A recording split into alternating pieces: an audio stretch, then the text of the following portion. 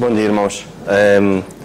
Eu estava ali sentado e o Zé e o Cristóvão estavam a falar em lanterna, água. De certeza vamos para uma gruta com água. Só pode. Mas que o Senhor assim nos ajude e é bom quando nós temos estas atividades que promovem a comunhão e acima de tudo, estarmos juntos é sempre bom. Pela graça de Deus, vamos falar, eu esta manhã pretendo passar para vocês algo que o pensamento, poderei dizer que seja um pensamento e que o Senhor assim me ajude.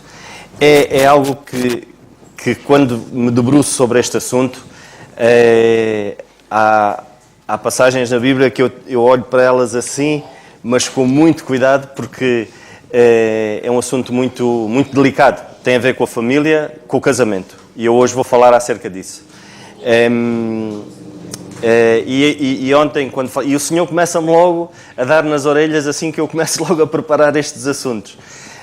E então eu tenho que estar atento, acima de tudo, porque o Senhor fala primeiro para mim, e depois, certamente, o Senhor me dará a graça para poder comunicar de uma maneira sábia aquilo que o Senhor me mostrou.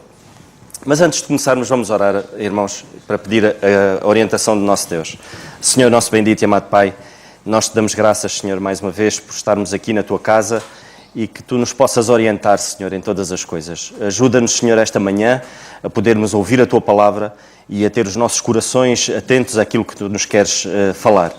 Te dando graças, Senhor, por tudo, pela Tua obra, Senhor, e porque és Tu que conduzes, Senhor, e ajuda-nos a estar atentos à Tua mão, Senhor, às portas que se abrem, Senhor, a portas que se fecham, Pai, que nos ajudes a termos o mesmo sentimento de humildade aos Teus pés, Senhor, para podermos aprender, Senhor, e a estar atentos à Tua orientação, Pai.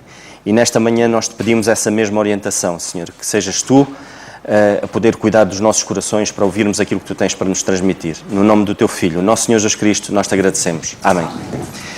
Isto é assim, irmãos, às vezes, perante um turbilhão de problemas, nós temos que voltar ao início. E ainda esta semana eu tenho a minha carrinha, está com um problema mecânico, e eu ainda ontem, o mecânico dizia assim, epá, eu depois de desmanchar isto, eu tive que voltar ao início.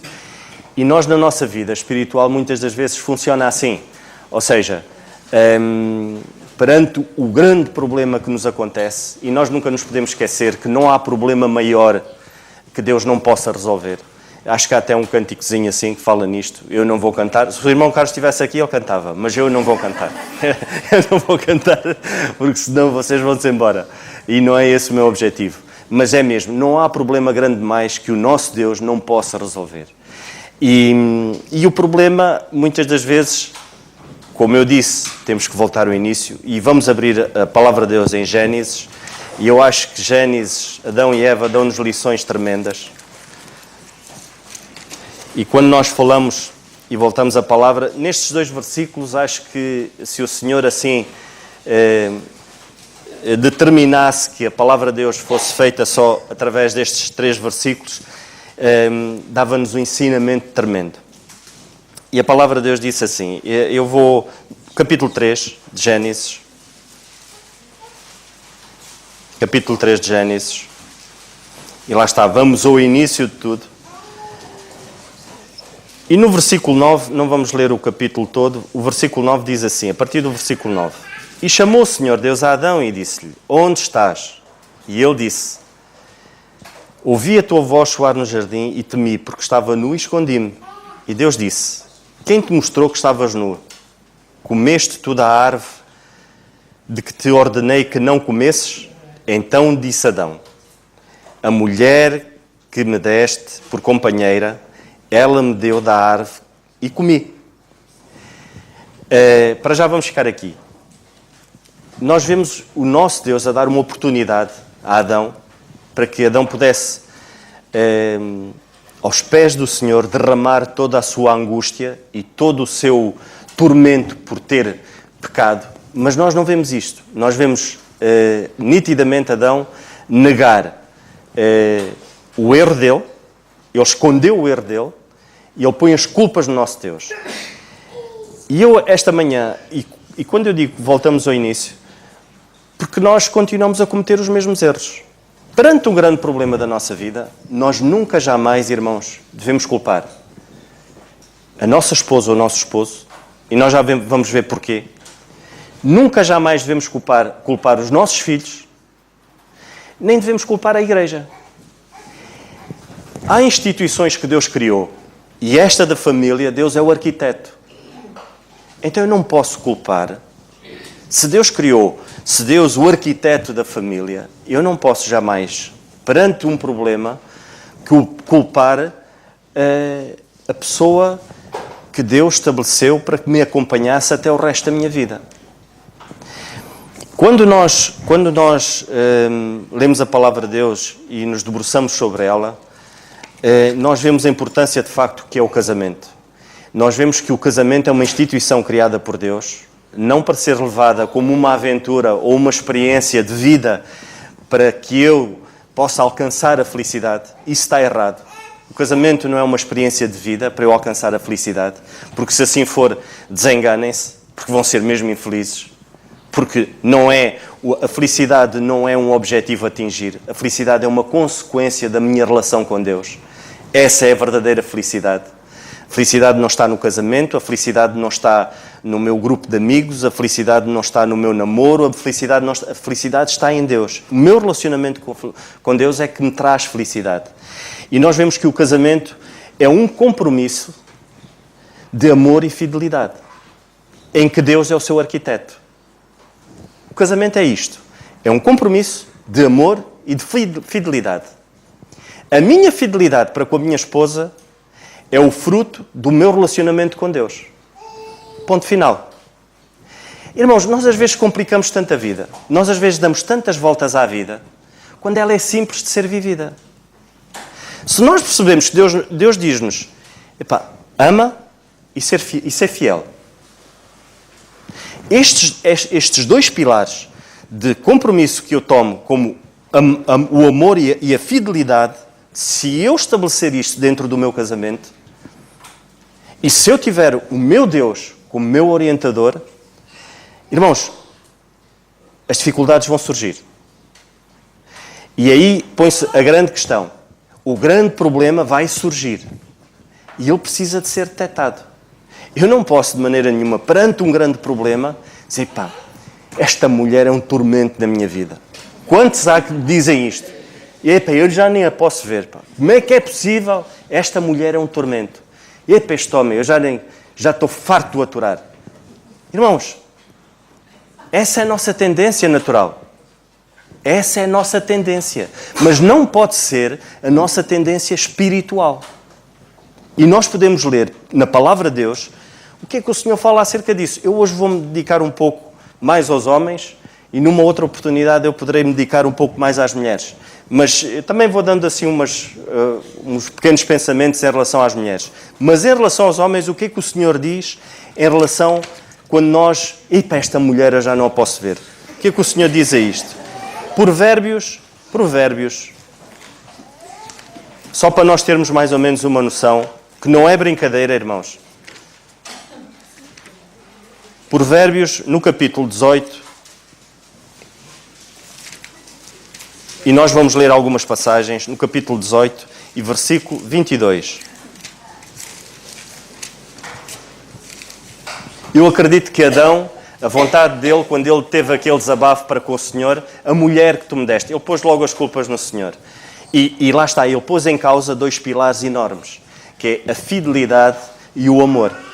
Ou seja, a minha fidelidade para com Deus, o conceito de fidelidade é eu não honrar um compromisso que eu me comprometi e que eu estabeleci para a minha vida. O facto de eu não honrar a minha esposa, o facto de eu não a amar, porque esse é o objetivo, é eu amar a minha esposa incondicionalmente, eu estou a ser infiel para com Deus. Eu não estou a pecar contra a minha própria mulher, eu estou a pecar contra Deus. E aí é algo muito sério.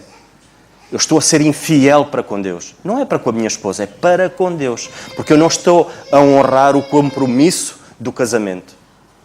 E nós vemos que o Senhor diz, na sua palavra, em Provérbios 22, 18, o Senhor diz,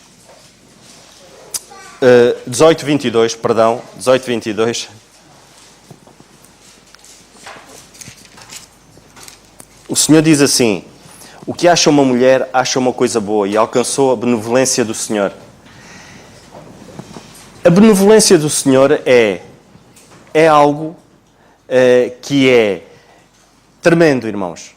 E nós não podemos, de maneira nenhuma, beliscar a vontade agradável de Deus. Nós não podemos beliscar isto na nossa vida. Porque se nós beliscamos isto, nós pomos em causa tudo o resto. Então eu digo que o problema da minha vida é a minha esposa, quando de facto o Senhor diz que tu alcançaste uma coisa boa, agradável aos meus olhos. Então eu digo: não, Senhor, isto não. Não é isto que eu quero. Isto tu me deste, isto não. Isto não funciona, não serve. O problema está aqui. Ou então, o problema não está aqui. O problema está nos nossos filhos.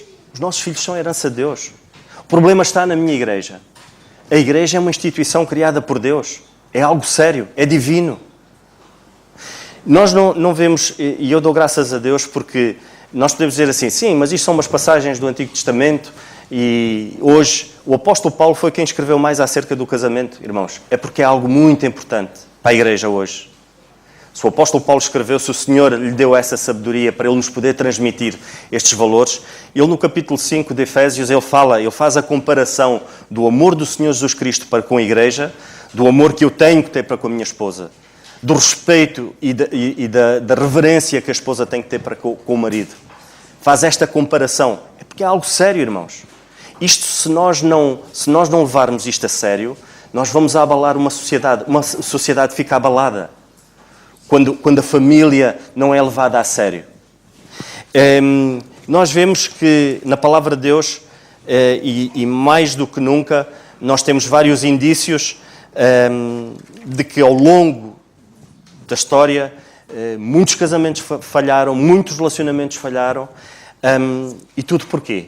Por causa do grande problema, que é o pecado. O pecado mina tudo. E ele precisa ser detectado na hora. E o Senhor dá-nos diretrizes muito certas para nós podermos detectar o pecado no nosso casamento. E nós vemos que já vimos que o problema não está na minha esposa, nem nunca pode estar. Eu nunca posso fazer isso. Eu nunca posso dizer: o problema está aqui, o problema está nesta mulher. Não posso fazer isso de maneira nenhuma. Porque eu estou a ser infiel para com o meu Deus. Eu estou a dizer ao meu Deus: não, tu não tens capacidade para me arranjar a minha mulher, ou o que tu me deste não está em condições. Não, Não, irmãos, se o Senhor assim permitiu, se o Senhor assim estabeleceu, é porque o meu papel agora é fortalecer o meu casamento, buscá-lo como direção, buscá-lo de todo o meu coração para que eu possa fazer e tomar as decisões certas. Muitas das vezes esse grande problema é a falta de tempo. Nós não temos tempo. Hoje em dia é algo que mina muitos casamentos, é a falta de tempo. É nós percebermos, e isso temos que detectar, porque é um problema grave. O facto de nós não termos tempo para o nosso casamento, quem me diz a mim que temos tempo, se eu não tenho tempo para estar com os meus filhos, se eu não tenho tempo para estar com a minha esposa, que são uma prioridade, e o tempo que eu tenho para estar com Deus? E o tempo que eu tenho para estar com o meu Deus? E geralmente nós pomos Deus sempre para o terceiro plano. Nós pomos o meu tempo para estar em família e depois estarei com Deus. Está errado, irmãos. E nós já vimos que a nossa fidelidade depende do nosso relacionamento com Deus. Esse é o ponto número 1. Priorizarmos dentro do nosso lar aquilo que é importante. Se nós priorizarmos o tempo certo, na altura certa, para estarmos com o nosso Deus, certamente teremos a sabedoria e Deus nos irá dar a sabedoria para nós priorizarmos o tempo para a família. O tempo certo para eu estar na igreja, para eu servir na igreja. Irmãos, o casamento, o Senhor instituiu para que os dois servissem. É para que marido e mulher sirvam.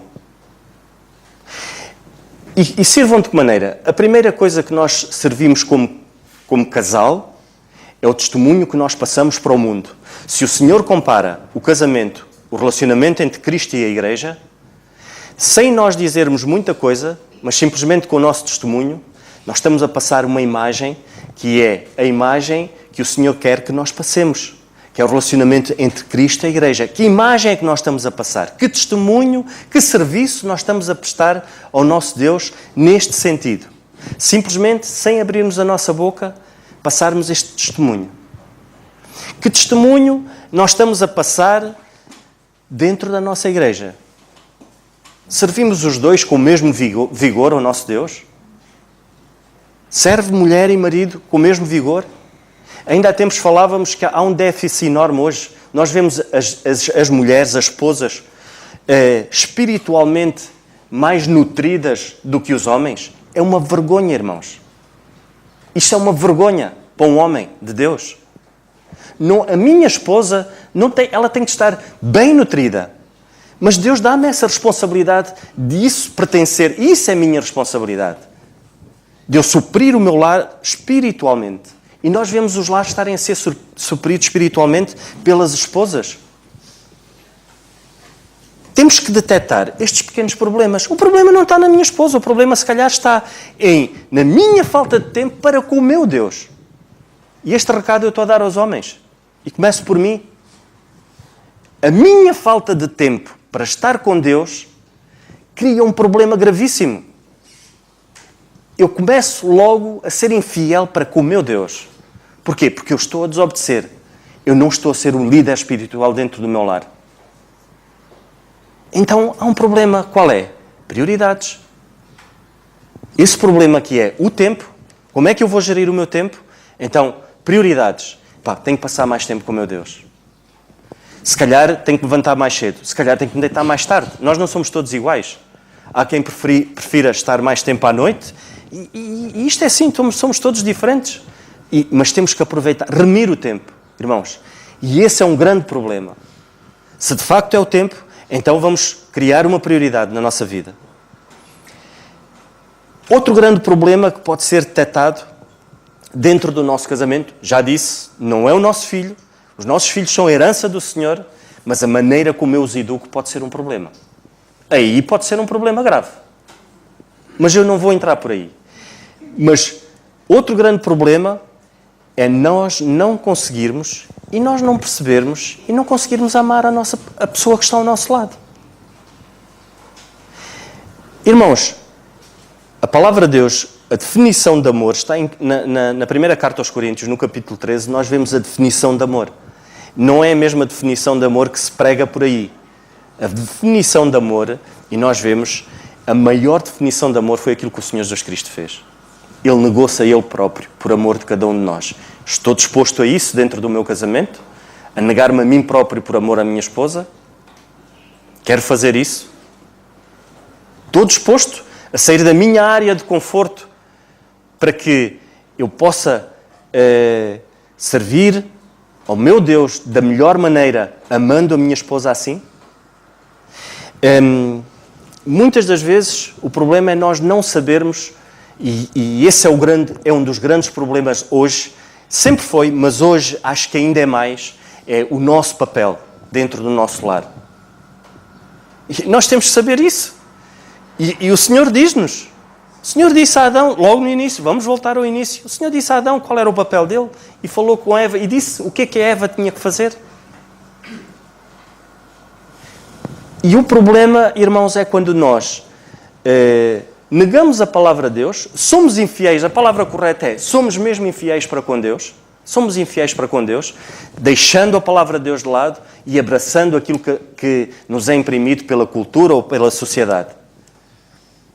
Irmãos, não há nada melhor do que uma vida feliz, é uma vida segundo a vontade de Deus. Se nós fizermos a vontade de Deus, não vai haver problemas? Vai haver muitos problemas. Vai. Mas eles têm que ser detectados. Eles têm que ser tratados logo no início. E o facto de nós não sabermos o nosso papel, automaticamente nós não vamos conseguir amar da maneira correta. Vamos estar a trocar as voltas. Se eu souber qual é o meu papel, eu vou amar a minha esposa como Deus quer. Se a esposa souber amar, souber o papel dela dentro do lar, vai amar o marido da maneira correta. Outra coisa interessante é nós percebermos que muitos casais vivem 20, 30 anos e não sabem a linguagem de amor do parceiro. Sabem porquê? Porque vivem um amor egoísta. Vivem como que eu quero, eu tenho que ter, e não se preocupam com o outro. Não se preocupam com o cônjuge, que se calhar, principalmente os maridos, se fazem uma coisa engraçada em casa, que a mulher o elogie, diga, olha, fizeste isto, está bem. Não, fizeste isto, mas podias ter feito melhor. Geralmente, às vezes acontece isso, mas isso faz parte da linguagem de amor. Ou seja, elogiar o marido quando faz uma coisa boa. E os homens não se distraiam. Olha, tu hoje tens o cabelo, não sei o que é que fizeste, mas o cabelo hoje está bonito. Se calhar até nem fez nada, mas pronto, elogiem as vossas esposas. É preciso nós conhecermos a linguagem de amor do nosso cônjuge. Muitas das vezes, aquilo que o nosso cônjuge mais aprecia, ou aquilo que ele mais gosta, é de ser reconhecido por alguma coisa que fez. Ou se calhar nem passa por aí, se calhar passa pelo serviço de estarem os dois envolvidos. Então vamos tirar esse gozo, vamos tentar perceber de facto o que é que o Senhor quer. O Senhor é o nosso arquiteto, e nessa grande instituição que é a família, como é que o Senhor agora quer que eu funcione aqui nesta área? Vamos lá perceber. Vamos à palavra de Deus e o Senhor dá-nos diretrizes para nós podermos ser conduzidos da melhor maneira. Uma das coisas muito importantes, irmãos, e nós nunca podemos perder de vista, é que o nosso Deus, não há nada que passe ao lado. Está tudo aqui escrito. Um dos grandes problemas, e nós vemos, para além deste, que nós já vimos, um dos problemas que também acontece é a área financeira. Isto, quando toca à área financeira e quando há ali uma falha, e nós temos que detectar isso. Nós não podemos dizer assim, tu não fazes nada, tu devias falar com o teu patrão para receberes mais dinheiro. O dinheiro nunca chega para nada. E lá está, nós não estamos a detectar o problema, nós estamos a passar o problema de uma maneira mais confortável, que é culpar, é dizer assim, olha Senhor, o homem que tu me deste ganha 1000 euros, o que é 1000 euros? Podia ganhar 2000 se pedisse ao patrão, é um preguiçoso, não pede ao patrão. E nós atiramos as culpas logo para o marido. Nós não somos capazes de pensar assim, qual é o problema? Se calhar não estamos a gerir bem a nossa área financeira. Há uma coisa muito importante, eu não me vou alongar nisto, mas acho que deveríamos pensar todos nisto. É nós termos o discernimento de perceber na área financeira do nosso lar o que é que são necessidades e o que é que são os nossos desejos. Se nós percebermos isso dentro do lar, os dois, em conjunto, perceberem o que é que são as necessidades e o que é que são os meus desejos. Se os homens perguntarem, olha, o que é que tu desejas para os teus anos? E nós priorizarmos isso. Cuidado, porque aquilo que elas vão dizer não é fácil. Eu não sei se vocês, se calhar, vão ter que trabalhar e empenhar-se para o resto da vida. Porque, se calhar, elas vão desejar uma coisa muito cara. Agora vocês imaginem vocês empenharem-se por isso. É uma loucura, irmãos. Os homens geralmente não desejam assim muita coisa assim, alguns, mas temos de ter cuidado com isso. Se calhar como família gostávamos de fazer uma viagem até a Austrália. Quanto é que custa isso? Mas eu tenho uma prioridade. Há uma necessidade. Minha filha vai entrar para a universidade, eu preciso juntar dinheiro para poder ajudá-la, para ela poder ser alguém, para poder ajudar o meu filho que tem um problema de saúde. Isto são necessidades. Uma viagem é um desejo. Então há que saber discernir isso. Às vezes, naquela loucura da paixão, perdemos o discernimento e passamos à resolução dos desejos. E aí é um grande problema. Irmãos, que nunca possamos perder a noção, precisamos ter um equilíbrio. Nós temos de ser equilibrados na nossa vida. Há pequenos desejos, claro, que nós temos de tomar atenção a isso. Comprar um gelado à nossa esposa. Um gelado, daqueles gelados que são caros. Um bom perfume, flores. São pequenos desejos que às vezes fazem a diferença, irmãos. Mas isto tudo para dizer o quê? Este é um problema. área financeira no lar? É um problema. É um problema a falta de tempo. É um problema grave. Não é, o problema não está no meu cônjuge, o problema não está nos meus filhos. O problema está aqui, na falta de tempo. O problema está em eu não saber amar. O problema está na minha área financeira, eu não sei gerir a minha área financeira. Então vamos detectar estes pequenos problemas. Outra questão muito importante no casamento é eu não saber perdoar. Vamos ler na carta aos Colossenses, no capítulo, nós temos estado a estudar a carta aos Colossenses, e o apóstolo Paulo no capítulo, tomem atenção a isto, no capítulo 3 e no versículo 13 e 14, ele diz assim: suportando-vos uns aos outros e perdoando-vos uns aos outros, se algum tiver queixa contra o outro, assim como Cristo vos perdoou, assim fazei vós também. Sabem o que é que acontece no casamento? Ele magoou-me, ela magoou-me. Ela tem que me vir pedir desculpa. Ele tem que me vir pedir desculpa. Não é isso. A palavra de Deus diz, perdoa-o. Se ele te fez mal, perdoa-o. A falta de perdão no casamento é tremenda, é veneno. E nós temos de ter cuidado com isso, irmãos. Nós temos de ter cuidado porque isso causa dano, causa pequenos arranhões que se vão transformar em feridas enormes e vai causar gangrena. E um membro, quando está gangrenado, tem que ser amputado.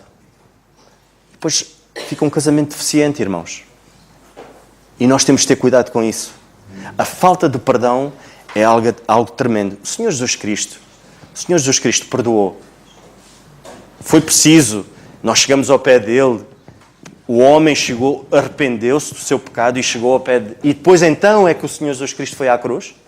A situação não foi essa. O Senhor Jesus Cristo decidiu amar-nos de tal maneira que se deu, anulando-se a Ele, sendo Ele Deus, anulou-se a Ele próprio por amor de cada um de nós e foi à cruz. O amor não é um sentimento. Tirem da vossa cabeça se o amor é um sentimento. O amor não é um sentimento. O amor é uma decisão. O Senhor Jesus Cristo, aqueles cravos, aqueles espinhos, quando lhe cravavam na cabeça, quando cada um entrava pela sua pele e na sua carne, vocês acham que ele estava a sentir ali? Ele sentiu sofrimento por cada um de nós. Porquê? Porque ele decidiu amar-nos. Naquele momento, ele sentiu dor. Ele era um homem. Ele fez-se homem por amor de cada um de nós. E naquele momento, naquele preciso momento, a vontade dele, se calhar, era partir para o Pai. Ele disse, Senhor, se possível, afasta de mim este cálice. Mas não foi isso que ele fez. Faça-se a tua vontade. Porquê? Porque ele decidiu amar-nos até ao fim. É isso que eu faço dentro do meu lar? Eu decidi amar a minha esposa assim? Que nós possamos pensar naquilo que o Senhor Jesus Cristo fez por cada um de nós. Irmãos, outra questão muito importante é nós percebermos que a falta de discernimento espiritual dentro do meu lar, ela definha a minha alma. O facto de eu não ter um discernimento espiritual dentro do meu lar faz definhar a minha alma. Faz com que o Espírito Santo não se mova. Se eu não procuro Deus dentro do meu lar para resolver pequeninos detalhes, vai ser grave, vai ser catastrófico. Tudo, o Senhor diz assim, toda a vossa ansiedade, tudo aquilo que vocês têm que não está bem, tragam. É Deus que diz isto. Deus diz na sua palavra, não diz algumas coisas, é tudo. Então, se Ele está a dizer que é tudo, irmãos. Há irmãos, há homens de Deus que dizem assim, O Senhor, previamente, Ele sabe todas as coisas, então Ele trata disto, mesmo que nós não oremos, mesmo que nós não falemos com Ele, mas Ele já sabe o que é melhor para nós, Ele permite que aconteça ou não, Ele trata disso. Mas não é isso que Deus diz. Não é isso que Deus diz. Deus diz, há alguma coisa que te apoquenta? Traz. Fala comigo. Não há problema grande demais que Deus não possa resolver, irmãos. Ninguém pode dizer assim, não há solução. Há solução, sim.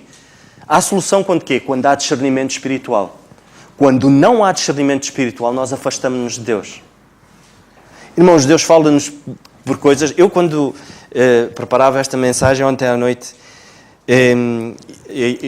ontem à noite, quando nos fomos deitar, estávamos deitados e eu estava com esta folha e o Senhor, mais uma vez, deu-me nas orelhas, né? Dá-me tanto nas orelhas quando eu me meto neste tema. E eu estava com o papel e a Wanda não está aqui, eu posso falar à vontade. E geralmente eu digo-lhe o tema da mensagem. Eu digo, olha, pretendo falar acerca disso. Mas ela não me pergunta nada. Diz, mas o que é que vais... Ela não me diz nada. Eu às vezes é que adianto mais qualquer coisinha, nunca abrindo na totalidade. E ontem eu peguei no papel, vocês vejam lá como é que o Senhor fala. E eu peguei no papel, eu estava com o papel na mão... E eu assim, pois, vai ser sobre a família, o casamento, epá, isto é já estou nervoso porque não sei como é que hei de pegar aqui muita coisa e estou-me aqui a organizar. E eu depois disse, pois, porque eu tenho aqui, o que eu escrevi aqui deste lado, eu depois tenho que encaixar isto neste lado. E ela assim, para mim, pois, és preguiçoso, não é? E aquela coisa, és preguiçoso, isso já a gente não gosta de ouvir, não é? E assim, preguiçoso, assim, desorganizado, preguiçoso, desorganizado, não lhe perguntei mais nada. Calei-me, e passado um pouco ela estava a dormir e eu continuei, e eu orei a Deus e disse, Senhor, mas é mesmo isto, eu tenho que ser mais organizado, porque senão depois eu perco-me. E é uma responsabilidade muito grande. E eu li alguns versículos na Palavra de Deus. Nós temos de ter muito cuidado com a nossa vida. Nós temos de ser organizados no nosso lar. E passa por pequeninas coisas, o Senhor vai-nos mostrando. E o Senhor vai-nos falando assim. Eu costumo dizer, as nossas esposas, no painel de instruções da nossa vida, são aquelas luzinhas todas que se acendem. Ou estamos atentos às luzes, ou o carro gripa. Dá o berro. Então nós temos de ter esse cuidado. De estar atento a isso. Foi por isso que o Senhor criou a instituição do casamento. Para ela ser vivida assim. Para quê? Para servirmos, irmãos. Servirmos dentro do nosso lar em primeiro lugar. Porque se eu não servir dentro do meu lar, como é que eu vou servir lá fora? Como é que eu posso abrir a minha boca lá fora se eu não estou a servir dentro do meu lar? Que o Senhor nos ajude, irmãos. A hora vai passada e eu vou ter que terminar mesmo. E aqui eu vou ter que cortar aqui algumas coisas, mas um grande problema, e eu agora vou entrar nesta área, mas vou só roubar mais 5 minutos, que é a língua, irmãos. É o membro mais utilizado dentro do casamento. É o membro do corpo mais utilizado dentro do casamento. Então a palavra de Deus diz assim, para nós orarmos e vigiarmos, nós temos que vigiar a nossa língua, irmãos. Nós todas as semanas devíamos lavá-la com lexívia. É grave, irmãos. A nossa língua é um membro terrível. A palavra de Deus diz que ela é fogo. Ela pode inflamar. Mas também a palavra de Deus diz, e nós podemos ler muito rapidamente, nós temos duas hipóteses, irmãos. Ou utilizamos a língua no nosso casamento como uma coisa boa ou má. Podemos ler, e vamos ler muito rapidamente. Lá estou eu aqui a virar a folha porque aquilo que eu queria está aqui deste lado. E isto é mesmo assim. Provérbios, no capítulo 12 e no versículo 18. Provérbios 12, 18. Muito rapidamente. Eu tenho aqui mais alguns versículos, mas eu acho que este é fundamental. Provérbios 12, 18. E a palavra de Deus diz-nos assim. Se quiserem eu posso ler. 12, 18. Há alguns cujas palavras são como pontas de espada mas a língua dos sábios é saúde. Dentro do casamento, há duas hipóteses. Ou eu utilizo a minha língua para criar saúde dentro do meu lar, para que haja saúde, para que haja edificação dentro do meu lar, para que haja crescimento, ou então eu vou usar a minha língua como uma espada. O que é que uma espada faz? Uma espada provoca dano. E não é brincadeira. E eu acredito que a língua é mesmo assim. Ainda há dias dei uma reportagem na televisão do contrafogo. Quando há um incêndio, e os bombeiros, mas lá está, têm que saber utilizar o contrafogo, que é fazer um fogo para combater um fogo. Ou seja, fazem mais um fogo perante o grande incêndio. Isto parece loucura, não é? Eles fazem outro incêndio para poder combater esse incêndio. Nós, dentro do nosso lar, podemos utilizar a nossa língua de uma maneira saudável, mas temos que saber usá-la. A palavra de Deus, eu tinha aqui uma série de versículos onde o Senhor nos diz que a língua serve para matar, para criar vida, mas também serve para matar e para criar vida. Ou seja, nós temos de ter cuidado, irmãos. E especialmente as mulheres, elas são dotadas, elas têm uma capacidade de usar a língua de uma maneira tremenda. Elas têm, e lá está. E quando eu digo isto, capacidade de utilizar a língua de uma maneira tremenda, eu estou a falar no bom sentido. A gente já fala um bocadinho acerca do outro lado, mas no bom sentido. Porque tem uma sensibilidade diferente. E essa sensibilidade diferente faz-as ver. E ao fazê-las ver, faz com que possam transmitir, possam falar daquilo que é correto, daquilo que edifica, daquilo que se constrói. Nós podemos ler no último capítulo da Carta aos Provérbios, no capítulo 31, uma mulher virtuosa. O que é que ela pode fazer? E o que é que ela faz? Ela tem essa capacidade. O problema é que às vezes não utiliza esse contrafogo da pior maneira. E aí é que é o dano, aí é que causa o dano maior. Então nós temos de ter cuidado com isso, irmãos. Um dos grandes problemas, eu podia falar um pouco mais acerca disso, mas a hora já vai avançada. Um dos grandes problemas é de facto a língua, irmãos. Nós temos de ter cuidado com isso. Nós podemos ler em Efésios, eu vou ler, Efésios, a carta aos Efésios no capítulo 4 e nos versículos 26 e 27, a palavra de Deus diz-nos assim: irai-vos e não pequeis, não se ponha o sol sobre a vossa ira, não deis lugar ao diabo. E é mesmo assim, irmãos. O facto de nós não utilizarmos bem a nossa língua, o facto de nós não utilizarmos a palavra convenientemente, nós vamos dar lugar para que o inimigo crie ninho dentro dos nossos lares. E isso é um perigo tremendo, irmãos. O nosso lar foi arquitetado por Deus. Todas as áreas, todos os compartimentos, Deus arquitetou de tal maneira e Deus quer cuidar de toda a área.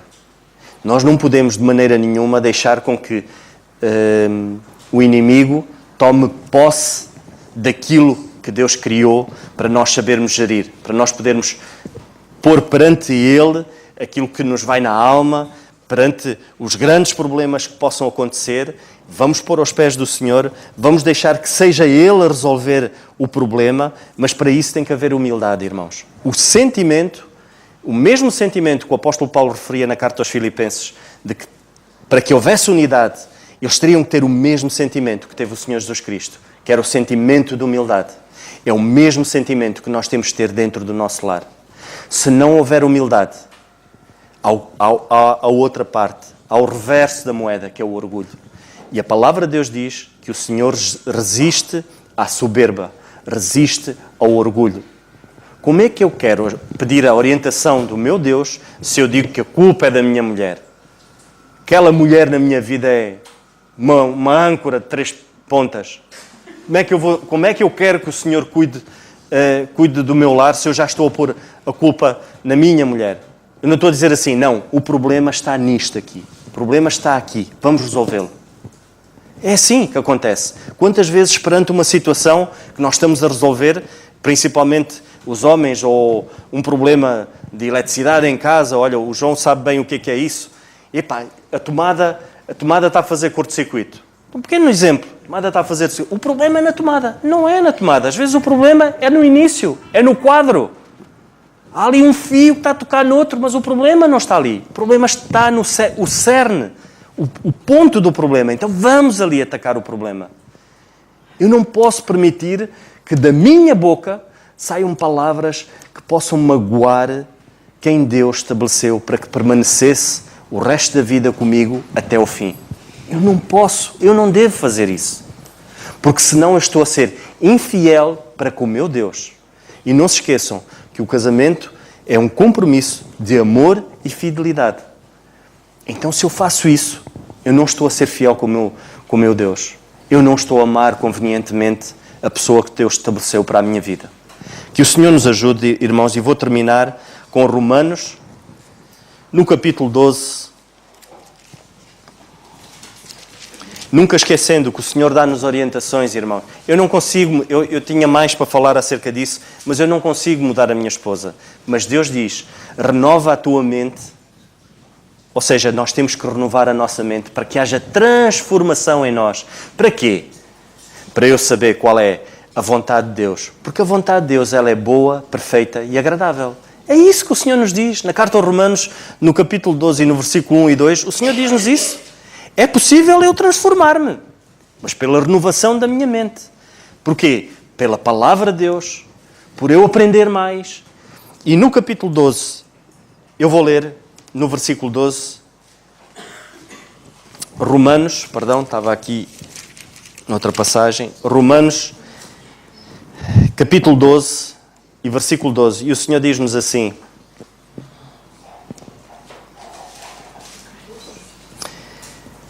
eu vou ler a partir do versículo 10, Romanos 12, 10. Amai-vos cordialmente uns aos outros com amor fraternal, preferindo-vos em honra uns aos outros. Não sejais vagarosos no cuidado, sede fervorosos no espírito, servindo ao Senhor. Alegrai-vos na esperança, sede pacientes na tribulação, perseverai na oração. Comunicai com os santos as nossas necessidades, nas suas necessidades, segui a hospitalidade. Que o Senhor nos ajude, irmãos, e que nós possamos ter noção de que o problema, muitas das vezes, a maior parte das vezes, o problema está logo ali para ser resolvido. O problema não está no meu irmão, na minha mulher, o problema não está no meu marido, o problema não está nos meus filhos, o problema não está na igreja. O problema, às vezes, está ali para ser resolvido aos nossos olhos e nós pomos-lhe uma manta por cima. Não queremos ver. Porquê? Porque espiritualmente, o nosso discernimento espiritual não está de acordo com a vontade de Deus. É por isso que nós pegamos na palavra de Deus, ela dá-nos instrução, a palavra de Deus está munida de material tremendo, está munida de tudo aquilo que nós precisamos para poder, de facto, glorificar o nosso Deus, porque é esse o objetivo, glorificar o nosso Deus no nosso casamento. Que o Senhor nos ajude, irmãos.